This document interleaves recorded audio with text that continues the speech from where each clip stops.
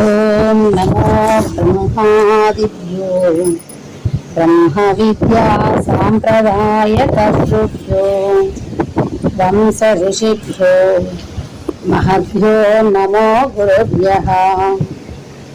ఓం గురుర్బ్రహ్మా గురుర్విష్ణు గురుర్దేవో మహేశ్వరః.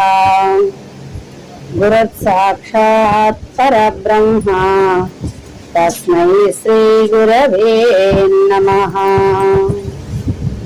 ఓం గురవే సర్వలోకానాం విషజే భవరోగిణాం నిధయే సర్వ విద్యానాం దక్షిణామూర్తయే నమః. ఓం శ్రీ గురుభ్యో నమః.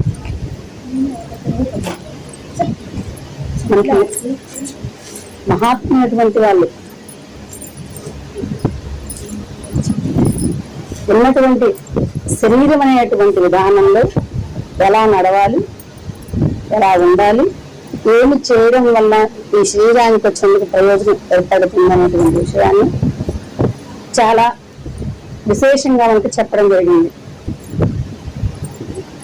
ఈ శరీరంలో ఇద్దరున్నారు. ద్వావిమో పురుషలోకే క్షరచ్చ అక్షర ఏవచ క్షర సర్వాణి భూతాని కూటస్థో అక్షర ఉచ్యతే. శరీరంలో ప్రవేశించినటువంటి జీవుడు ద్వావిమో పురుషలోకే. ఈ పురుషుడు శరీరం అనేటువంటి దాన్ని ఆశ్రయించుకొని ఉన్నాడు. క్షరః సర్వభూతాన్ని, సర్వభూతాల్లో ఉన్నటువంటి చైతన్య స్వరూపమైనటువంటి పురుషుడు ఈ దేహంలోకి వచ్చిన తర్వాత ఈ జీవుడు క్షరం అంటే నశించిపోయేది. కానీ జీవుడు ఆశ్రయించుకున్నటువంటి శరీరం నశించిద్దే తప్ప నశించేటటువంటి వాడు వెళ్ళిపోతాడు. ఆశ్రయించినటువంటి శరీరం మాత్రమే ఇక్కడ వెళ్ళిపోతుంది. తానైనటువంటి వాడు మళ్ళీ శరీరాన్ని మార్చుకుంటా ఉన్నాడు. ద్వావిమో పురుషలోకే క్షరచ్చ అక్షర ఏవచ. ఈ అక్షర స్వరూపమైనటువంటి వాడికి మనం ఈ ఆరాధనలు అనేటువంటివి చేస్తూ ఉంటాం. నశించినటువంటి శరీరానికి కాదు, నశించినటువంటి ఆత్మస్వరూపానికి. అయితే మనం ఏ శరీరాన్ని అయితే ధరించిన తర్వాత శరీరంతో చేసినటువంటి కర్మల్ని అనుసరించి ఈ కర్మ ఫలితాలు మళ్ళీ వాయుర్గంగా వాయువు ఎలాగైతే ప్రాణాన్ని విడిచిపోయి మళ్ళీ వేరే దేహంలోకి ప్రవేశించిన తర్వాత మనం చేసినటువంటి కర్మలు మొత్తం కూడా మళ్ళీ వాయుర్గంగా నివాసయతు అంటే పూర్వంలో చేసినటువంటి పుణ్య పాప కర్మ మిళిత శరీరం అతి ఈశ్వర. శరీరంలో ఉన్నప్పుడు దాన్ని వాడు తెచ్చుకున్నటువంటి పురా అద్భుత కర్మలనే ఈ శరీరంలో పొందడం జరుగుతుంది. దేహంగా ఉండి స్మరణ చేసినటువంటి దానిలో ఈ దేహాన్ని నిమిత్తమైనటువంటి ఒక ఫోటోని మనం పెట్టుకొని ఈ దేహంలో ఆశ్రయించినటువంటి ఈ జీవుడి కోసం ఈ ఆరాధనా కార్యక్రమాలను మనం చేస్తూ ఉంటాం. నిజంగా చనిపోయినటువంటి వాళ్ళు మరి దీన్ని పొందుతారా, మరి మనం ఎందుకు చేస్తూ ఉన్నాం అని అంటే అక్షర స్వరూపమైనటువంటి విధానంతో ఉండేవాడు జీవుడు. అటువంటి జీవుడికి మనం చేసేటువంటి పుణ్యకర్మలలో ఉన్నటువంటి ఫలితం వెళ్ళిపోతుంది. మనం అర్పణ చేసేటప్పుడు ప్రాణాయ స్వాహ, పానాయ స్వాహ, వ్యానాయ స్వాహ, ఉదానాయ స్వాహ, మధ్య సమానాయ స్వాహ, మధ్య మధ్య పానీయం సమర్పయాన్ని సమర్పిస్తూ ఉంటాం. మరి పెట్టిన ప్రసాదం మళ్ళీ మనమే తింటూ ఉంటాం. పెట్టిన ప్రసాదాన్ని అయితే వాళ్ళేం తినరు, తినేటట్టు మస్తు పెట్టమనుకో దేవుడికి పెట్ట ఎవరికైనా పెట్టారు. వింతగా కూడా వస్తుంది ఎక్కడైనా సరే. కొన్నిసార్లు కొన్ని విపత్తులు అన్నమాట. అదిగో షిరిడి సాయి బొమ్మ కాడ పాయసం తింటున్నారు, కృష్ణుడు బొమ్మ కాడ వెన్న తింటున్నారు అనేటువంటి మాటలు కొన్ని చోట్ల అభూత కల్పనలుగా వింటా ఉంటాం. అది నిజమా అంటే నమ్మడానికి లేదు. అభూత కల్పనలుగా ఉండేటువంటి జనం వెళ్తా ఉంటారు. నిజంగా అదే కనుక పెట్టింది మొత్తం మాయమైతే ఉంటే ఇంట్లో నుంచి ఆ ఇంట్లో నుంచి మనం వెళ్ళిపోతాం, ఆ ఇంట్లో ఉండం. ఎందుకని అంటే మనకి కనిపెడకుండా ఏదో దయ్యం ఇక్కడ తిరుగుతా ఉన్నది. ఇప్పటిదాకే నువ్వు తీసుకో తీసుకో తీసుకో అని పెట్టాం. అదే గనక మనం పెట్టింది కనుక తీసుకున్నట్లయితే రోజు మనం పెట్టింది మొత్తం మాయమవుతూ ఉంటే మనం ఆ ఇంటిలోనే వెళ్ళిపోతాం. భయం ఏదో భూతం లాంటిది ఆశ్రయించి ఇంటిని కనిపెట్టుకొని ఉన్నది. ఇక్కడ ఉంటే ప్రసాదాన్ని ఎలాగైతే తిన్నదో రేపు మనల్ని కూడా తింటుంది అనేటటువంటి భయంతోనైనా వెళ్ళిపోతాం. మరి ఏ రూపంలో వాళ్ళకి చెందాలి అని మనం ఇక్కడ వదులుతున్నామని అంటే పంచ ప్రాణాలతో కూడినటువంటిది ఈ శరీరం. వాయు ప్రమాణంతో వాయువు 5 విధానాలుగా, 5లో నుంచి ఉపవాయువులు ఇంకొక 5 విధానాలుగా, ప్రాణ పాన వ్యాన ఉదాన సమాన వాయువులుగా ఉన్నటువంటి వాయువు ఈ ప్రాణ రూపంలో ఉంది. ఇవే కాకుండా వాటి ఉపవాయువులు నాగ, కూర్మ, కుకుల, దేవదత్త, ధనంజయ వాయువు అనేటువంటి వాటితో సమానంగా కల్పించుకొని ఈ శరీరాన్ని నడిపించడం జరిగింది. అయితే మనం శరీరంలో ఉన్నప్పుడు వాయువును పీల్చుకుంటూ ఉన్నాం. శరీరాన్ని వదిలిపెట్టిన తర్వాత కూడా వాయువు శరీరంలోకి ఉంటుంది. శరీరాన్ని వదిలిపెట్టిన తర్వాత వాయువు ఎట్లా ఉంటుంది అని మనం అనుకుంటే శరీరంలో నుంచి జీవుడు వెళ్ళిపోయిన తర్వాత 2 రోజులకు శరీరం ఉబ్బుతూ ఉంటది. అసలు దేని ప్రమాణంతో ఇప్పటిదాకా ఉబ్బనటువంటి శరీరం ఇప్పుడు ఉబ్బుతుంది. తీసుకునేటువంటి జీవుడు లేదు కాబట్టి ఉన్నటువంటి వాయువు మొత్తం ఒక బెలూన్ లోకి మనం ఎలాగైతే ఊదుతూ ఉంటే మామూలుగా ఉన్న బెలూన్ మామూలుగా ఉంటే వాయువు వెళ్ళి వచ్చింది, ఇబ్బంది లేదు. ఎందుకంటే మనకి ఇంకా అది ప్రత్యేకం లేదు. కానీ ఇప్పుడు మనం ప్రత్యేకంగా ఊదుతూ ఉన్నాం కాబట్టి అది బాగా లావు వచ్చింది. తర్వాత ఏమైందంటే ఇంకా మనం ఊదడం ఎక్కువైతే పగిలిపోయింది. అలానే ధనంజయ వాయువు అనేటువంటిది కూడా మన శరీరంలో జీవుడు తీసుకోవడానికి లేకపోవడం వల్ల అది ఉండి నిలవగా ఉన్నప్పుడు అది పొంగిచ్చి పొంగిచ్చి పొంగిచ్చి లాస్ట్ కి శరీరాన్ని పగలగొట్టింది. ఆ శరీరం పగిలిపోతే మాత్రమే ఆ వాయువు వెళ్ళిపోయేది. ఇలా వాయువు రూపంలో మనం చేసేటటువంటి ఈ కర్మ అనుష్ఠానాన్ని మొత్తాన్ని వాళ్ళ దాకా చేరతాం. అందరికీ ఈ అవకాశం వస్తుందా అంటే రాదు. అది మంత్ర ప్రభావం వల్ల తీసుకున్నటువంటి సాధకులకు మాత్రమే. చాలా మందికి ఉంటుంది కోరిక, మా పెద్దవాళ్ల పేరు మీద నేను ఏదన్నా కార్యక్రమం చేద్దాము అని చెప్పి. కానీ గురుమూర్తి అనుగ్రహాన్ని అందరికి ప్రసాదించలేదు. ఎవరైతే మంత్రం తీసుకొని ఆ సాధనలో ఎంతైనా సరే ఎంత చేశారు, వాళ్ళు ఎప్పుడు అలవాట్లు మార్చుకోలేదు, ఉన్నటువంటి విధానంలో మనస్సు పూర్తిగా మారలేదు. మరి ఇటువంటి వారిక కాదు, అది చేసినటువంటి చిన్న పనైనా సరే మనకి భగవద్గీత చెప్పిద్ది, ఎంత చేస్తే స్వల్పమప్యస్య ధర్మస్య త్రాయతే మహతో భయాత్. చిన్న ధర్మం అయినా సరే నువ్వు చెప్పినట్లుగా నడవగలిగితే దాని గురించే నువ్వు ఒక మనుగడ్ని పొందగలుగుతావు అనేటటువంటి విషయాన్ని. అలానే కొన్నాళ్ళ పాటు మాత్రమే స్మరణ చేశారు, తరువాత స్మరణ చేయడం కుదరలేదు. కానీ ఆ చేసిన స్మరణ అయితే ఊరికే పోదు. భగవంతుడి విశేషం ఎలా ఉంటుంది అంటే మనకి చేతైనంత వరకైనా సరే స్మరణ చేయగలిగితే స్మరణ శక్తి ప్రభావం వల్ల మానవుడు చేసిన దాన్ని ఎంత చేసుకున్నటువంటి వారికి అంత మహాదేవ అనేది మనకి పెద్దలు చెప్తున్నటువంటి వారు, చేసిన వారికి చేసినంత మహాదేవ. అలానే అది మామూలుగా పుణ్యకార్యాలు చేసేటువంటి వారికి, గురుమంత్రంలో స్మరణ చేసేటువంటి వారికి చాలా తేడా ఉన్నది. ఎందుకని అంటే మనకి పిడుగురాల్లో ఒక సత్యం గారిని ఒక మనిషి ఉన్నారు. ఆయన ఫస్ట్ కాడి నుంచి ధర్మపూర్వకంగా నడిచేవాడు, మళ్ళీ భజనా కార్యక్రమాల్లో పాల్గొనేవాడు. ఎవరైనా సరే ఒక మేలు చేయడానికి, ఒక మనిషికి అన్నం పెట్టడం కోసం తన ఇంటిలో లేకపోయినా కూడా వేరే ఇళ్లలో తెలిసినటువంటి వాళ్ళు ఉన్నారు కదా, రోజు భజన సంఘం, ఆ భజన సంఘాలందరికీ చెప్పి అక్కడ ఒక మనిషి బాధపడతా ఉన్నాడు, అన్నం లేక మీరు పొద్దురుజామ మొక్కలు మాడిజామ మొక్కలు పెట్టండి. ఇలా ఒక 10 ఇళ్ళు ఎంచుకున్నాడు. ఎంచుకున్న తర్వాత ఆ 10 మంది ఇళ్లలోకి ఆయన చెప్పినటువంటి చేసేది మంచి పనులు కాబట్టి బాబాయ్ నువ్వు ఇష్టం, మేమైతే వండిస్తాం, మేమైతే పెట్టాం అంటే నేను పెడతాను. సరే నువ్వు పెడతా అంటే మాకేం ఇబ్బంది లేదు, ఈ టయానికి మా ఇంట్లో అన్నం కూరలు అయిపోతాయి, ఈ టయానికి నువ్వు తీసుకెళ్ళి మేమైతే రోజు అందిస్తాం అంటే నువ్వు ఒక్కదాన్ని కాదులమ్మా అని 10 మంది పిల్లల్లో అడిగి వాళ్ళంతా ఇవాళ మీ వంతు, ఇవాళ మీ వంతు, ఇవాళ మీ వంతు అలా అడిగి తీసాపై పెట్టేవాడు. కొన్నాళ్ల పాటు 7 సంవత్సరాలు 8 సంవత్సరాలు పెట్టినానికి అలా చేసిన మళ్ళీ పూజా కార్యక్రమంలో పాల్గొనడం, తన జీవితం మొత్తం ధర్మాన్ని ఆచరించడానికి పూనుకోవడం. అంతటి స్థితిపరుడైనప్పటికీ మంత్రం లేనటువంటి కారణం చేత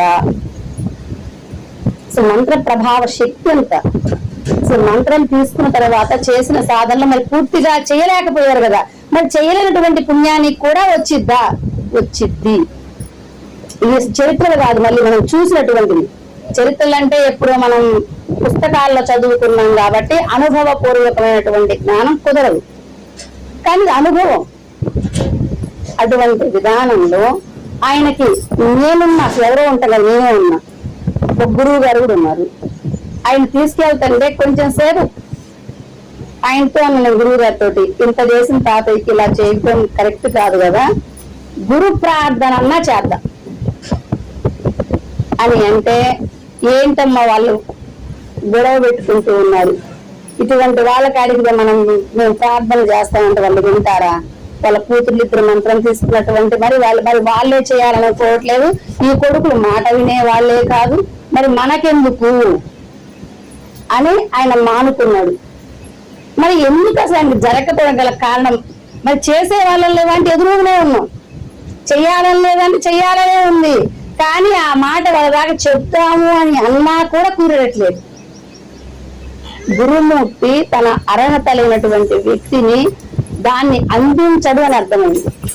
ఇలా చేద్దాము అన్నటువంటి కోరిక కలిగినా కూడా మంత్రం అనేటువంటి పవర్ తనలోకి వెళ్ళకపోతే, ఇప్పుడు ఎంతో చదివే పిల్లగాడు ఉన్నాడు, ఎక్కడ చదువుతున్నాడు, వాళ్ళందరూ ఆ స్కూల్లో అటెండెన్స్ వేపించుకుంటూ చదివే వాళ్ళకి, స్కూల్ కి వెళ్లకుండా ఏదో బెరబెర్లు కాసుకుంటూ వాళ్ళతో పాటు పుస్తకాలు చదువుకుంటూ వాళ్ళు చెప్పేది వినుకుంటూ శ్రవణ శక్తి గ్రహించినటువంటి వాళ్ళకి చదువు వచ్చింది. చదువు రాకుండా అయితే ఉండదు, కానీ ఎగ్జామ్ రాయటం కుదరదు. చదువు రావడం కుదరదని కాదు, ఎగ్జామ్ రాయటం కుదరదు. ఎందుకని అంటే ఒక స్కూల్ ఐడెంటిఫికేషన్ ఉంటే మాత్రమే ఎగ్జామ్ రాయడానికి పంపిస్తారు, కానీ ఐడెంటిఫికేషన్ లేనప్పుడు ఎగ్జామ్ రాయడానికి పంపించరు. అటువంటిప్పుడు ఈ ఎగ్జామ్ కి నీకు చదువు ఉండొచ్చు, విద్య ఉండొచ్చు, కానీ ఎక్కడికి పోదామన్నా కానీ సర్టిఫికెట్ ఏదని అడుగుతుంది. సర్టిఫికెట్ ఏ జాబ్కి వెళ్ళాలన్నా నాకు ఆ పంటను వచ్చు. ఇప్పుడు ఐఐటి చేసినటువంటి వాడికి విడిగా ఇళ్లలో ఉండి ఏదో 4 చోట్ల ఐఐటి చేసేటువంటి పనులను చూసి గ్రహించి చేసేటువంటి వారికి పంటనం ఒక్కటే ఉంటుంది, కానీ కంపెనీలో తీసుకోగలం.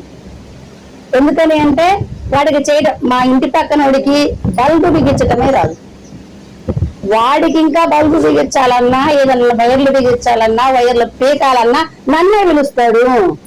వాడి 30,000 జాబు, నాకు పంటనం మొత్తం వచ్చు, వాడిచ్చేది నాకు 8,000. ఎక్కడ తేడా వచ్చింది? సర్టిఫికేట్. ఈ సర్టిఫికేట్ అనేది ఒకటి ఉండటం వల్ల విద్యావంతుడు వీడు ఒకవేళ పంటనంలో అయినా కూడా సర్టిఫికేట్ అనేది లేకపోవడం వల్ల ఆ కంపెనీ వాడు తీసుకోవచ్చు. అలానే మనం మంత్రం తీసుకొని చేసేటువంటి స్మరణ వల్ల ఇప్పుడు మనం ఒక రకంగా స్మరణ చేస్తే గురుమూర్తి ఉన్నటువంటి ఆ పరంపరలో ఉన్నటువంటి శక్తి కొంత వెలువడవచ్చు. ఎంత చేశారు అని కొంచెం నామస్మరణ చేసినా కూడా రోజు 24 గంటల సమయం, 24 గంటల సమయం తను ఎంచుకున్నటువంటి సమయాన్ని కొన్నాళ్ళు చేసినా కూడా ఆ స్మరణ ప్రభావం వల్ల ఇలాంటి ఆరాధనా కార్యక్రమాలు జరుగుతాయి. అందుకనే స్వల్పమప్యస్య ధర్మస్య త్రాయతే మహతో భయాత్.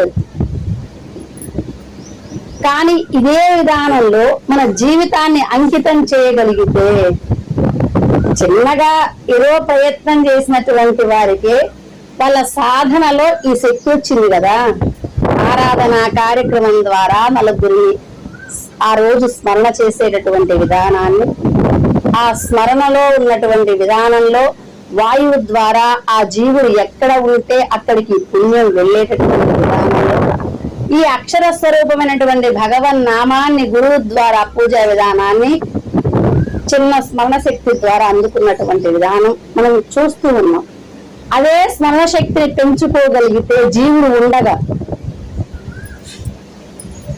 ఉండగా మనకి గురుమూర్తి అసలు 3 దుర్లభం. ఇది మనం ఎప్పుడు చెప్పుకుంటూ ఉన్నాం. 3 దుర్లభం. నాకెనపడితే నేను చెప్పండి. దుర్లభం దైవానుగ్రహ హేతుక. దైవ అనుగ్రహం ద్వారా మాత్రం ఈ 3 దొరికేవి. మళ్ళీ దైవ అనుగ్రహం లేకుండా ఈ 3 కూడా దొరకవు. దుర్లభం త్రయం ఏవ ఐతం. ఏంటది? మనుష్యత్వం, ముముక్షత్వం, మహాపురుష సంశ్రయ. ఈ 3 ఉండబట్టే మనకి అసలు ఇక్కడ చేరి మనుష్యత్వం. మనకి మహాత్ములు ఏం చెప్తున్నారంటే, మనకి పూజా విధానం అయిపోయిన తరువాత ప్రదక్షిణ చేస్తా ఉంటారు. యాని కాని చ పాపాని జన్మాంతృతాని చ తాని తాని ప్రణశ్యంతే ప్రదక్షిణ పదే పదే అనేటువంటి ప్రదక్షిణ నమస్కారాల్లో ఒక పదం ఉంటుంది. ఏమని అంటే, పాపోహం పాప కర్మాణం పాపాత్మాన్ పాప సంభవాన్ రాహి మాం కృపయా దేవా రక్ష రక్షో జనార్దన. హే పరమాత్మ, నేను పాపాత్ముని, పాపోహం. నేను చేసేటటువంటి వాటిలో పాప కర్మలు మిళితమై ఉన్నాయి. వాటి వల్ల నేనేమైపోతాను, మళ్ళీ పాపాత్మునే అవుతున్నా. కానీ ఇంత పాపాలు చేసేటటువంటి నన్ను పాపోహం పాప కర్మాణం పాపాత్మాన్ పాప సంభవాన్, నాకు సంభవించేవి కూడా పాపాలే అవుతున్నవి. అట్లాంటి పాపాల నుంచి నన్ను దూరం చేసేటువంటి విధానంలో త్రాగినా నేను నిన్ను వేడుకుంటాను. రక్ష రక్షో జనార్దన. ఆ విధానాలు నా దరిదాకా చేరకుండా నన్ను రక్షించవయ్యా అని చెప్పేది మనకి వేదంలో ఉన్నటువంటి మంత్రం ఒకటి. అయితే మలయాళ స్వామి ఏం చేశాడంటే దాన్ని పూర్తిగా త్యజించి వేసింది. ఇదేంటి ఇలాంటి స్మరణ నేను ఎందుకు చేస్తాను, ఇలాంటి స్మరణ చేస్తున్నాగా నాకేంటి, దైవానుగ్రహ హేతుకం దుర్లభం అని చెప్పాడు కదా. కానీ దుర్లభమైన దైవానుగ్రహం వల్ల నాకు లభించాయి. సో మానవ జన్మ 84 లక్షల జీవరాశుల్లో ఉత్తమమైనటువంటిది పుణ్యం ద్వారా వచ్చిందని చెప్పారు. అందుకని అప్పుడు నేనేమైతే పుణ్యోహం, పుణ్యం ద్వారానే ఈ శరీరాన్ని సంపాదించగలిగాను కాబట్టి నేను పుణ్యోహం. మరి ఈ పుణ్యంతో నేను ఊరుకున్నానా, పెద్దల్ని ఆశ్రయించాను, అప్పుడు పుణ్యాత్మ. నా శరీరంలో ఉన్నటువంటి ఆ స్వరూపాన్ని నేను చూడగలుగుతున్నా కాబట్టి నేను పుణ్యాత్ముని. ఇప్పుడు నేను చేసే కర్మలేంటి? రోజు ధ్యానం చేస్తున్నా, రోజు జపం చేస్తున్నా, రోజు సాధన చేస్తూ ఉన్నా. మళ్ళీ రోజు నా మాటల ద్వారా చేష్టల ద్వారా ఎవరికి ఇబ్బంది కలిగించకుండా ఉంటున్నా. ఇలాంటి ప్రయత్నాలు చేసేటువంటి నేను పుణ్య సంభవాన్ని కానీ పాప సంభవం ఎందుకు అవుతాను? అందుకని పుణ్యోహం పుణ్యకర్మాణ పుణ్యాత్మ. నేను పుణ్యాత్ముని, నేను చేసేవన్నీ పుణ్యకర్మలే. ఎందుకని? భూతాల మీద ప్రేమ ఉంది, కరుణ కలిగి ఉంటుంది, గురువుగా చెప్పినటువంటి మంత్రాన్ని సాధన చేస్తూ ఉన్నా, శాస్త్రం చెప్పినటువంటి తత్వాలను చదువుతూ ఉన్నా, నాకు తెలిసినటువంటి మంచి వాక్యాలు ఏవైతే ఉన్నాయో చెప్తూ ఉన్నా. అప్పుడు నేను పుణ్యాత్మనే కదా. అప్పుడు నాకు ఏం కలుగుతాయి? పుణ్య సంభవం. నేను పుణ్యాలను సంభవించినటువంటి వాడిని. కానీ త్రాహిమాం కృపయాదేవ రక్ష రక్షో జనార్దన. మరి ఇంత పుణ్యాత్మనైతే త్రాహిమా ఎందుకు? ఈ బుద్ధి నాకు ఎల్లకాలం ఉండేటట్లు చేయవయ్యా. ఎందుకని అంటే ఇంద్రియ చలనంలో బుద్ధి అనేది ఎప్పుడైనా మారిద్దేమో, కానీ అలాంటి బుద్ధిని స్థిర నిశ్చయం చేసేటటువంటి సమయం కోసం రాహిమాం కృపయాదేవ రక్ష రక్షో జనార్దన. మనకి ఏ బుద్ధి కావాలి అని ప్రహ్లాదుడు చెప్పండి. పురుషోత్తముని మీద బుద్ధి బుద్ధి విధంగా మంచిగా ప్రకాశిస్తూ ఉండాలి అని అంటే పురుషోత్తముడి మీద మనం మనస్సు చేర్చగలిగేటువంటి బుద్ధి. అసలు ఏ దినాలు లోకంలో మంచివి? దేవదేవుని చింతించు దినము దినము. ఆ దేవదేవుడైనటువంటి పరమాత్మని ఏ రోజు నామస్మరణ ద్వారా మనం చింతిస్తూ ఉంటామో ఆ చింతన చేసినటువంటి దినాలు మాత్రమే మంచివి. లోకంలో మనం ఏదన్నా కష్టం వచ్చినప్పుడు అసలు ఇవాళ నాకు బాగానే లేదు, ఇవాళ రోజు మంచిది కాదు, ఇవాళ అష్టమి, ఇవాళ నవమి అనేటువంటి విధానాలు పెడతా ఉంటాం. కానీ అష్టమి నవమి వల్ల మనకు కష్టాలు వస్తాయా? అష్టమి నవమి వల్ల కష్టాలు రావు, కర్మలలో నుంచి కష్టాలు వస్తా ఉంటాయి. ఎందుకని ఇవి తీసుకున్నామంటే అష్టమి రోజు పుట్టినటువంటి కృష్ణుడికి కష్టాలు వచ్చాయి, నవమి రోజు పుట్టినటువంటి రాముడికి కష్టాలు వచ్చాయి. కానీ ఈ 2 రోజుల్లో పుట్టడం వల్లనే వాళ్ళ కష్టాలు అనుభవించడం వల్లనే కష్టాలకు అతీతమైనటువంటి స్థానాన్ని వాళ్ళు అలంకరించడం వల్ల దైవ స్థాయి వచ్చిన దాన్ని కనిపించుకోలేకపోతుంది. కష్టాలు జీవితంలో పడే విశేషం పెద్దది కాదు అసలు. ఇప్పుడు 10 సంవత్సరాలు పిల్లగాడు కష్టపడలేకపోతే జాబు లేదు, అందుకని మాకు నిద్ర లేదు, 12 దాకా పడుకోనివ్వట్లేదు, 4కే లేపుతుందంటే కష్టపడాలి అని పిల్లలకు మనం చెప్తూ ఉంటాం. అదే పొలంలో నాటేసిన తర్వాత 3 రోజులు నిద్ర లేకపోయినా కూడా నీళ్లు వస్తున్నాయంటే వెళ్ళి పెట్టుకుంటాం, దానికి కష్టపడాలి. మరి శరీరాన్ని వదిలిపెట్టే లోపల పరంధామాన్ని పొందాలని మరి ఈ తపన కోసం కష్టపడొద్దా? వాళ్ళు 4కి లేస్తే అంతే ఉండాలి అని చెప్తా ఉన్నామే. మరి 10 సంవత్సరాల కష్టంలో ఒక స్థాయిని సంపాదించి ఒక జాబుని రావడం కోసం వాళ్ళు 4కి లేవాలి అని చెప్పేటటువంటి మనం జీవుడు వెళ్లే లోపల పరంధాముణ్ణి పొందాలి అనేటువంటి మనం 4కి లేవు. నిజంగా 4కి లేవమా? మిరపకాయలు 500 కూలయ్యి పొద్దున్నే 5కి అయితే 3:30కే లేస్తాం. లేవనటువంటి వాళ్ళమైతే మనం కాదు. నిజంగా మనకు ఆ శక్తి కూడా లేదు, ఆ ఒళ్ళు కూడా లేకుండా లేస్తాం. ఏ రోజుకి ఆ రోజు లేస్తాం, నాట్ల సమయంలో లేవకున్నాము. కానీ 500 కూలి మీద ఉన్నప్పుడే పరమాత్మ మీద లేదు. ఆ డబ్బు మీద ఉన్నటువంటి ఆశ ద్వారా లేసేటటువంటి మన ఉద్యోగస్తుడికి మామూలుగా ఉంటే 2 దాకా లేవడు, కానీ వాడి టైమింగ్స్ మారితే పొద్దుగైన మెలకొండ రేట్లల్లా కూడా. అంటే మనకి నిగ్రహించుకునే శక్తి ఇంద్రియాలలో ప్రతి ఒక్కరికి ఉన్నది, కానీ ఇంద్రియ నిగ్రహంలో సంయమనం చేసేటటువంటి విధానంలో పరమాత్మ వైపు సంధానం చేసేటువంటి మనస్సు లేదు. అందుకని మన బుద్ధి ఎలా ఉండాలి అని అంటే పురుషోత్తముని మీద బుద్ధి. ఈరోజు ఎక్కడున్నాడు ఆ పురుషోత్తముడు? విమౌ పురుషౌలోకే, మన లోపలే చైతన్యవంతుడై ఆ పురుషుడు ఉన్నాడు. వాడిని మనం పొందాలని కలిగేటువంటి నిశ్చయాత్మకమైన బుద్ధి. లేనటువంటి బుద్ధి ఈ అన్యత్ర ఆలోచిస్తూ ఉంటే కొంతకాలానికి శరీరాన్ని వదిలిపెట్టే పని అయితే ఉన్నది. అది జాతస్య హిద్రువో మృత్యువు, ఇది గ్యారంటీ. జాతః పుట్టింది, ఏంటి? ధ్రువం మృత్యువు, ఖచ్చితంగా వచ్చి తీరుద్ది. మృత్యు వచ్చే లోపల దీపం ఉన్నప్పుడే ఇల్లు చక్క పెట్టుకోవాలి, దీపం లేనప్పుడు ఇల్లు చక్క పెట్టుకోవాలి కాదు. ఇప్పుడు దీపం అంటే నాకు ఇబ్బంది లేదు, ఛార్జింగ్ లైట్ పెట్టుకోవచ్చు.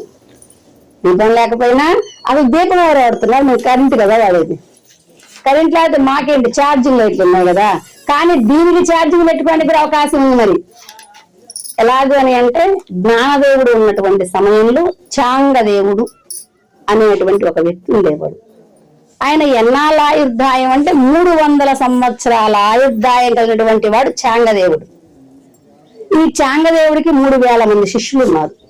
ఈ 3000 మంది శిష్యులతోటి చాంగదేవుడు నడుస్తూ ఉండేటువంటి సమయంలో జ్ఞానదేవుడి కీర్తి చాంగదేవుడి దగ్గరకు వెళ్ళింది. పిల్లాడికి ఉన్నటువంటి వయస్సు వచ్చేసి 15 సంవత్సరాలు. కానీ ఆ పిల్లాడు మాటలు చెప్తూ ఉంటే అతీతంగా అనిపిస్తూ ఉన్నాయి మనకి. ఆ పిల్లాడు ఉన్నటువంటి సమయంలో వాళ్ళ ఊరిలో బ్రాహ్మణులు అనేటువంటి వాళ్ళు అడ్డుపడినటువంటి సమయంలో బ్రాహ్మణులకి బుద్ధి చెప్పడం కోసం దున్నపోతుతో కూడా వేదం పలికించాడు. అక్కడ ఆ ఊర్లో వాళ్ళు అడుగుతారు అనమాట, ఏంటి నీ శక్తి, మమ్మల్ని కలుపుకోవచ్చు కదా, అందరం ఒక్కటే కదా అని అంటే, మీ తండ్రి సన్యాసం తీసుకొని మళ్ళీ మీ తల్లితో సంసారం చేశారు. అటువంటి మీరు అంటరానటువంటి వాళ్ళు మిమ్మల్ని చూసిన దోషమే కాబట్టి మిమ్మల్ని మేము రానియము అని చెప్తారు ఆ ఊర్లో ఉన్నటువంటి బ్రాహ్మణులు వచ్చేసి. అంటే అలా చేసేటువంటి తల్లిదండ్రుల్లో ఉన్నటువంటి దోషాన్ని మాకెందుకు ఆపాదిస్తున్నారు, అది మా దోషం కాదు కదా, అయినా గురుదేవుడు అనుగ్రహించారు కదా, రామానందుడు అనుగ్రహించిన తర్వాత మీకెందుకు అలాంటి భేదం అని చెప్తే, మీరు మేము ఒకటి కాదు, మీరు దోషపూరితమైనటువంటి గర్భంలో జన్మించినటువంటి వాళ్ళు, మేము దోషం లేకుండా ఉన్నటువంటి బ్రాహ్మణ వంశాన్ని పుట్టినటువంటి వారి కాబట్టి మీకు మాకు ఎడ ఉన్నదని చెప్తారు ఆ బ్రాహ్మణుడు. అలాగే మీ కులపూర్వంగా మనం అందరం ఒకటే కదా, కులపరం తీసేద్దాం. మనకి 3 దృష్టిని అని చెప్పుకున్నాం మనం, దేహ దృష్టి, మనోదృష్టి, ఆత్మ దృష్టి. ఆత్మ దృష్టికి వచ్చేసరికల్లా నీ స్వరూపం నా స్వరూపం అంతా ఒకటే కదా, అక్కడ ఇంకా రెండోది లేదు. ఏ స్వప్రకాశమైన చైతన్యం అంతటా వెలుగుతూ ఉన్నది మొత్తం ఒక్కటి, అందరిలోనూ ఒక్కటిగానే వ్యాపించి ఉన్నది. ఒక్క సూర్యుడు సమస్త జీవులకు తాను ఒక్కొక్కడై పోల్చుపోలిక ఏ దేవుడు సర్వకాలం మహాలీల నిజో ఉత్పన్న జన్య కదంబల ఉత్స రోరుహములై వెలుగుచుండు అట్టి దేవుండు దిక్కు నాకు అని మహాత్ములు చెప్తారు. అలా చైతన్యవంతుడై అందరి లోపల వెలిగే స్వరూపం ఒక్కటే కదా, మరి మమ్మల్ని ఎందుకని మీరు చూడలేకపోతున్నారని జ్ఞానదేవుడు అడిగితే, జ్ఞాన చెప్పడానికి మాటల చేతల తేడా ఉంటాయి. ఏంటి, నువ్వు మేము ఒక్కటా, మీరు మేము ఒక్కటా, అందరిలో ఉన్నది ఒక్కటే చైతన్యమా? మరి అందరిలో ఒక్కటే చైతన్యం ఉంటే పశుపక్షాదుల్లో క్రిమి కీటకాదుల్లో మరి అందరిలో ఒకటే ఉంటుంది కదా. ఉంటుంది. మరి నేను మాట్లాడుతున్నాను, అదిగో దున్నపోతు మాట్లాడటం లేదే, మరి నీలో నాలో ఒక్కటే ఉందని చెప్పావు కదా, మరి దున్నపోతు మాట్లాడదు. నీవు నిజంగా నీలో నాలో ఒక్కటే ఉన్నది అని నమ్మినటువంటి వాడివైతే దున్నపోతు వేదం చెప్పించమని నీవు వేదం చెప్తున్నా, దున్నపోతు చెప్పాలి కదా. చెప్పేది అన్నాడు, మాటల్లో కదా చేసి చూపించు అని అంటే, తాను ఒక్క బొటినేల్ని ఆ దున్నపోతి భూమధ్యంలో స్పర్శన చేస్తే ఆ స్పర్శ ప్రభావం వల్ల దున్నపోతు వేదం పలికింది. అప్పుడు ఆ బ్రాహ్మణులో ఉన్నటువంటి ఏ అజ్ఞానం అయితే ఉన్నదో అది మొత్తం తొలగిపోయి అందరూ నమస్కారం చేశారు జ్ఞానదేవుడికి. అలాంటి విశేషం కలిగినటువంటి వాడు ఈ జ్ఞానదేవుడు సామాన్యుడు కాదు అని చెప్పి ఈ వార్త చాంగదేవుడి దగ్గరకు వెళ్ళింది. ముక్తాబాయి ఉన్నటువంటి సమయంలో వాళ్ళందరూ ఒక ఇంట్లో ఆసీనులు అవుతారు. అంటే వాళ్ళు ఒక ఊరిని గాని అలా ఎంచుకోలేదు. ఆ ఊర్లో 10 రోజులు, ఆ ఊర్లో 10 రోజులు, ఇలా దేశాటన చేస్తూ వాళ్ళకున్నటువంటి జ్ఞాన ప్రబోధాన్ని లోకానికి మొత్తం పంచిపెట్టి మనం ఈ శరీరానికి ఎందుకు వచ్చామో ఆ కార్య నిర్వహణ చేయాలని చెప్పి కంకణం కట్టుకున్నటువంటి వాళ్ళు నివృత్తినాథుడు, జ్ఞానదేవుడు, సోపానదేవుడు, ముక్తాబాయి అని వాళ్ళ తల్లిదండ్రులకి 4 పిల్లలు. ఈ 4 కూడా ఈ విచారంలోనే వాళ్ళ జీవితాన్ని తన్మయత్వం చేసుకోవాలని తిరిగినటువంటి వాళ్ళ లోకానికి లోకం నాకిచ్చిందని ఏమిచ్చిందని మన అందరి ప్రశ్న. ఇప్పుడు ఈ కార్యం చేస్తా ఏమొస్తుంది, గురువు గారి కాడికి పోతే ఏమొస్తుంది, లేకపోతే అక్కడ దేవుడికి దండం పెడితే ఏమొచ్చిద్ది, అసలు నేనేమి ఇవ్వగలుగుతున్నా? పశుపక్షాలు ఇప్పుడు చెట్లు ఉన్నాయని అంటే ఫలాలను ఇస్తున్నాయి, గొడ్లు ఉన్నాయంటే పాలు ఇస్తున్నాయి. ఇప్పుడు వృక్ష సంపద మొత్తం మనకి ఏవేవి కావాలో అవి ఇస్తున్నాయి. పక్షులు ఉన్నాయి అని అంటే మన కాడ ఉన్నటువంటి ఏ చెడ్డాహారం అయితే ఏ చెడక్రిమం అయితే మొత్తం తింటూ ఉన్నాయి. అవన్నీ మనకు మేలు చేస్తాను. మరి నా వల్ల ఎవరికి ఏం మేలు జరుగుతుంది, నేను ఏం చేయగలుగుతున్నా? ఇది మనిషి కనీస స్వభావం. కానీ ఇది అలా ఆలోచించట్లేదు, నాకేం వచ్చింది, ఇది ఎక్కువ అన్నమాట. ఇలా ఎక్కువగా ఉన్నటువంటి బుద్ధిని ఏమంటారంటే స్వార్థం. ఈ స్వార్థ లక్షణాల్లో తనని తాను కోల్పోయేటువంటి వాడు మానవుడు కాడు, రాక్షసుడు.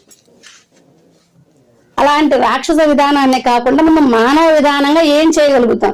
అలా జ్ఞాన విచారణ కోసం లోకంలో ఊళ్ళు తిరుగుతుండే వాళ్ళు ఈ 4 కలిసి అలా తిరిగేటువంటి సమయంలో ఒక రోజు ఒక స్థానంలో కూర్చున్నటువంటి విధానం కాడ ఆమె అడిగింది, మేము రొట్టెలు చేసుకోవాలి, మాకు ఒక పెంకు తెచ్చి ఇవ్వండి, రొట్టెలు చేసుకుంటామని చెప్పేసి. అక్కడ ఉన్నటువంటి వాళ్ళల్లో ఒక ఆయనడు, మీకు రొట్టెలు చేసుకోవడానికి పెంకులు ఎందుకు, మీరు అందరిని ఉద్ధరించేవాళ్ళు కదా, మీకు మీరు అవి కూడా తయారు చేసుకోలేరా అని చెప్పినటువంటి ఆ సమయంలో తండ్రి అన్నయ్య దగ్గరికి వెళ్ళి వేడ్చేసింది. అన్నయ్య, మనకి జాతకం ఏంటి, ఉన్నటువంటి మహత్తరమైన స్థానాన్ని పొందాలనే మన ప్రయత్నం మొత్తం. కానీ లోకంలో పొడిచేటటువంటి పొడుపులు ఉంటాయి, ఆ పొడుపుల దెబ్బ ఎంత స్థితిలో మనం నిలబడదామని కూర్చున్నా కూడా అప్పుడప్పుడు అవి నా చెవులు దాకా చేరి నన్ను బాధ పెడుతూ ఉన్నాయి. ఏం జరిగిందిరా, మా తండ్రి ఇట్లాంటి వాడు, మన తల్లి ఇట్లాంటిది, నీకెందుకు ఇస్తామని పెంకు కూడా ఇవ్వట్లేదు అన్నయ్య, ఏంటి మన ప్రారంధం, వాళ్ళు ఇవ్వకపోతే ఏమైందిరా, మనకేం తరువైంది అని చెప్పి తాను వంగుని జ్ఞానం అనేటువంటి అగ్నిని తన వీపు మీద వెలిగించాడు.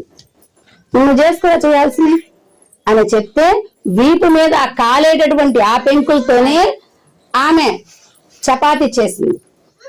అలా విశేషమైనటువంటి స్థితి కలిగితే ఆయన మనం ఇవ్వలేదు కదా, కానీ చపాతీ వాసన వస్తుంది, పెంకి ఎక్కడది, వాళ్ళు ఏ పొయ్యి ముట్టించామని చూస్తే జ్ఞానదేవుడి వీపు మీద మంట మడుతుంది. వామ్మో, ఈ పిల్లగాలు సామాన్యులు గారు, చూడటానికి పిల్లల్లానే ఉన్నారే గాని పిల్లల రూపంలో ఉన్నటువంటి భగవంతుళ్ళే అని చెప్పి ఒక్కసారిగా వచ్చి కాళ్ళ మీద నమస్కారం చేసింది ఆ పెంకినటువంటి ఆయన. ఈ విషయం చాంగదేవుడి దగ్గరికి వెళ్ళింది. ఈ తెలుసుకొని చాంగదేవుడు సరే వాళ్ళకి నా స్థితిని చూపిద్దాం అనేటువంటి ఆలోచన. ఎవరికైనా సరే ఒకరి దగ్గరకు వెళ్తున్నాము అంటే ఆ పనిమంతుల కాడికి మనకు కొంచెం పంటన ఉంటే మనకు తెలిసినటువంటి ఆ విద్యలో నైపుణ్యం కలిగిన ఒక వస్తువుని తీసుకెళ్తారు. ఇదిగో నేను ఇట్లా సైంటిస్ట్ కదా, నేను కూడా తయారు చేశాను, ఒక ప్రదర్శన ఉందనుకో, ఇక్కడ తీసుకెళ్ళేటప్పుడు ఇదిగో మా ఊరి తరపున నేను చేసుకుని వచ్చాను చెప్తాం కదా. అలానే ఆయనకున్న టాలెంట్ ని చూపించి, నువ్వు దున్నపోత వేదం పలికించావు కదా, నా స్థితి ఇది అని చూపించడం కోసం మరి మెరిట్ కార్డు ఊరికే పోకూడదు కదా, ఎవరైనా పెద్దల దగ్గరికి వెళ్ళేటప్పుడు అసలు ఊరికే వెళ్ళకూడదు, పత్రం పుష్పం బలం తోయం. కానీ ఆయన టాలెంట్ చూపిద్దాం అనుకున్నాడు. ఏమనుకున్నాడు అంటే, ఒక పులిని తీసుకొని దానికి స్వారీ చేయడానికి మనకి తాళ్లు కావాలి కదా, తాళ్లుగా పాములను పెట్టి ఆ పులి మీద స్వారీ చేసుకుంటూ వెళ్తూ ఉన్నాడు చాంగదేవుడు. అయితే గురువు గారిని ఆ స్థితిలో చూసినటువంటి భక్తుడికి, అబ్బా మా గురువు గారు చూడు పులి మీద ఎక్కిండు, ఇంకా ఎక్కువ అభిమానం కదా. పాపం వాళ్ళందరూ కలిసి ఇంకా గుంపు గుంపుగా పోతూ ఉన్నారు. గుంపు గుంపుల కోలాహలంలో కొంచెం నామం చేసుకుంటూ వెళ్తూ ఉండేసరికల్లా 10 మంది కలిసి మాట్లాడుకుంటూ వెళ్తుంటే ఎట్లుంటది అక్కడ, 1 కిలోమీటర్ 2 కిలోమీటర్ల దాకా మాటలు పడుతూ ఉంటాయి. అలా ఊర్లో ఉన్నటువంటి వీళ్ళకి మాటలు వినపడుతూ ఉన్నాయి. అన్నయ్య ఎక్కడ భజన జరుగుతుంది, ఇక్కడ ఏమైనా ఈ రోజు ఏమైనా ఫంక్షన్ లాంటిది ఏమైనా ఉందా, లేకపోతే తన జాతరలు ఏమైనా జరుగుతున్నాయా, ఇంత కోలాహలం ఉండాలి అంటే భజనల కాడ అంత కోలాహలం అంత ఉండదు. ఒకళ్ళు పాడితే మళ్ళీ గొంతు కూడా అది సహజం, కానీ కోలాహలం ఎక్కువ జాతరలో ఉంటది. దప్పుల మేళాలు, ఉన్నటువంటి విధానాలు, వాళ్ళ ప్రగల్భాలు ఇవన్నీ జాతరల్లో ఉంటాయి. అలా ఏమైనా ఇక్కడ మధ్యలో జాతర జరుగుతుందా అని అడిగింది ముక్తాబాయి. కాదమ్మా, మనకి ఆయన విధానాన్ని చూపించడం కోసం చాంగదేవుడు 10 మందిని తీసుకు ఎదురుగా వస్తున్నాడు. ఏ కెమెరాలంటే కానొచ్చింది, ఇప్పుడే మన కెమెరాలంటే కానొస్తా ఉన్నాయి, కానీ ఆడకే కెమెరాలు ఏంది, మహాత్ముల చూపులలోనే ఈ ప్రదేశంలో ఉన్నటువంటి విశేషం మొత్తం కానొచ్చే అవకాశం ఈ శరీరానికి ఉంది. మనం శరీరంలో ఉన్నటువంటి విధానంలో ఎంతసేపు ఉన్నా సరే నిన్న జరిగింది, మొన్న జరిగింది, రేపు జరిగేది ఇవి ఆలోచిస్తున్నామే, కానీ అసలు పూర్వంలో ఉన్న భవిష్యత్ విధానాన్ని మొత్తాన్ని తెలుసుకొని మనం ఎక్కడికి వెళ్ళగలగాలో చూసేటువంటి స్థితి మన కళ్ళకుండా దాన్ని చూడాలని ప్రయత్నం చేయట్లా. నిన్న ఇయ్యాలి రేపు, నిన్న ఇయ్యాలి రేపు, జరిగిందన్న ఆలోచిస్తాం, జరగబోయేదన్నా కలవగా అంటా ఉంటాం. కానీ ఇవి కాదు, మన మైండ్కి ఎంత ఉందంటే భూత భవిష్యత్ వర్తమాన కాలాల్లో జరగబోయేది చూసి వాటిని మార్చే అంత అవకాశం కూడా శరీరానికి ఉన్నది, కానీ దానికి ప్రయత్నం లేదు. అలాంటి విధానంతో చూసి మరి అంత మహనీయుడు మన కోసం వస్తున్నాడు కదా, మరి స్వాగతం చెప్పాలి కదా. ఎవరైనా పెద్దలు అసలు మన ఇంటికి వస్తున్నారంటే ఎదురు వెళ్ళాలి, మొదట నమస్కారం చేయాలి, తర్వాత స్వాగతం చెప్పి తీసుకురావాలి, కాళ్ళు గడగాలి, కూర్చోబెట్టాలి. మరి అలా వచ్చేటువంటి పెద్దకి కొంతమంది ఇంకా విశేషమైనటువంటి వాళ్ళు ఉంటే ఊరు ముందు దాకా వెళ్ళాలి స్వాగతం చెప్పడానికి. అలా ఊరు ముందు దాకా వెళ్ళి ఆయన్ని భజనతో మనం కూడా తీసుకొని రావాలి కదా, వెళ్దాం పద అన్నాడు. మరి ఊరికి వెళ్తే ఎట్లా, ఊరికే కాదు విశేషంగా వెళ్ళాలి, మనం కూడా వెళ్ళాలి కదా. ఎలా వెళ్ళాలి అని ఆలోచిస్తూ వాళ్ళు అప్పుడే ముఖం కడుక్కుంటూ ఉన్నారు. పోతే తెల్లారుజామున ఎక్కువసేపు టైం కాలేదు. అయితే మట్టి గోడ మీద కూర్చొని మొహం కడుక్కునేటువంటి వాళ్ళు ఇంకా బారాదా అని జ్ఞానదేవుడు దాన్ని ఆదేశించాడు. గోడ కదిలింది. అచలోయం, అది ఎలాంటిదంటే అచలము, గోడలో నుంచి ఒక్క రాయి మనం బయట తీసాము, కింద రాయి అని అంటే గోడ ఏమైంది? మొత్తం కూలిపోయింది. కానీ అలాంటి గోడ ఏమైనా చక్రాలు ఉన్నాయా? చక్రాలు ఉంటే వెళ్తే పర్వాలేదు, కానీ చక్రాలు కూడా లేవు. కానీ దాన్ని చలనం లేనటువంటి దాన్ని పద అని అంటే చలనం లేనటువంటిది ఇప్పుడు కదలడం ప్రారంభం చేసింది. అది ఒక మన స్కూటర్ మీద మనమైతే ఎలా వెళ్తామో అలా రోడ్లమ్మటి వెళ్ళి వాళ్ళకి ఆహ్వానం పలకడానికి వెళ్ళారు నలుగురు. అసలు ఆయన అద్రుపోయాడు. ఇంకా నేను పులిమెక్కాను, ఓకే గొప్పతనమే, కానీ ఎక్కడ గొప్పతనం? ఇది చలనం కలిగింది, దీనికి కొంత శ్రవణ గ్రాహ శక్తి ఉన్నది, మళ్ళీ నడిచేటటువంటి పాద శక్తి ఉన్నది, తినేటటువంటి ఆహార శక్తి ఉన్నది. కానీ గోడకి ఇది ఏమీ లేవే. చలన శక్తి లేనటువంటి అచలానికి చలన శక్తిని తీసుకొచ్చినటువంటి ఈయన ముందు నేను ప్రగల్భాలా? ఈ ప్రగల్భాలు పలకడం కోసం ఇన్ని వేల మంది వేసుకొచ్చానా? అసలు నాకు బుద్ధి ఉందా? ఆ బుద్ధి నిజంగా పనిచేస్తుందా? బుద్ధి ఉన్నది. ఎలాంటి బుద్ధి? ప్రగల్భాలు పలికించాలి, నేను గొప్ప అని చెప్పుకోవాలనేటువంటి బుద్ధి. ఈ బుద్ధి ద్వారా భరిస్తానా? కాదు. విశేషమైనటువంటి శక్తిని ఎలా విశేషంగా చూపించాలనే శక్తి లేదే, మరి ఇలాంటి బుద్ధి కూడా ఒక బుద్ధేనా అని ఆలోచించి అప్పుడు చాంగదేవుడు 15 సంవత్సరాలు అయినటువంటి ఈ జ్ఞానదేవుడికి సాష్టాంగ నమస్కారం చేశాడు. మహాత్మా, నాకు వాయువుని బంధించేటువంటి స్థితిలో నా ఆయు ప్రమాణం 100 సంవత్సరాలైతే ఆ గండాల రూపంలో ఉన్నటువంటి వాయుశక్తిలో ఉన్న గమనాన్ని ఆపేసి 300 సంవత్సరాల బ్రతికి నేను గొప్పవాడిని అని అనిపించుకుంటున్నానే, కానీ కొన్ని వేల సంవత్సరాలు బ్రతికితే మాత్రం నీ అంతటి జ్ఞాన సిద్ధి నాలో కలుగుతుందా? ఎన్నాళ్ళు బ్రతికామనేది కాదు, బ్రతికినంతలో ఉన్నంత చైతన్య శక్తిని ఎంత గ్రహించగలిగాను? ఈ విధాన్ని తెలుసుకునేటువంటి మూర్ఖ స్థితిలో నా బుద్ధిని ప్రేరేపించాను. కాదు, పురుషోత్తముని మీద బుద్ధి ఏ విధానాన్నైతే నువ్వు తీసుకొని ఇప్పటిదాకా నువ్వు చేయగలిగామో అలాంటి స్థితిని కలిగించేటువంటి విధానంలో నన్ను ముందుకు నడిపించయ్యా, నువ్వు నా గురువు అని చెప్పి శిరస్సాష్టాంగ నమస్కారం చేశాడు చాంగదేవుడు. అంటే ఉన్న జీవితంలో కొన్ని వేల సంవత్సరాలు బతికినా కూడా తెలియనటువంటి గ్రహణ శక్తి ఒక గురు మార్గం ద్వారా తాను చేపించేటువంటి సాధన ద్వారా పొందే అవకాశం ఈ శరీరానికి ఉన్నది. శరీరంలో ఉన్నటువంటి ఆలోచనలు చాలా మార్చుకోవాల్సిన ప్రయత్నం ఉన్నది. ఈ ప్రయత్నం చిన్న విషయాల కోసం, చిన్న కలహాల కోసం మనం పెట్టుకుంటే మనం వేస్ట్ గా తయారవుతాం. ఈ విషయాల్ని, బుద్ధిని విశేషంగా అమృతమయంగా మార్చుకునే స్థితిగా ఈ దేహాన్ని నడపవలసిందిగా కోరుకుంటూ, ఇలాంటి రూపంలో ఎంత సాధన చేసినా అది తక్కువది కాదు, విశేషమైన ఫలితాన్ని కలుగజేస్తుంది అనేటువంటి స్వరూపంగా ఆరాధనని కలిగింపచేసేటువంటి విధానాన్ని గురుమూర్తి మనం ప్రసాదించినందుకు అటువంటి గురుమూర్తికి అందరి తరపున హృదయపూర్వక నమస్కారం చేస్తూ ఉంటారు.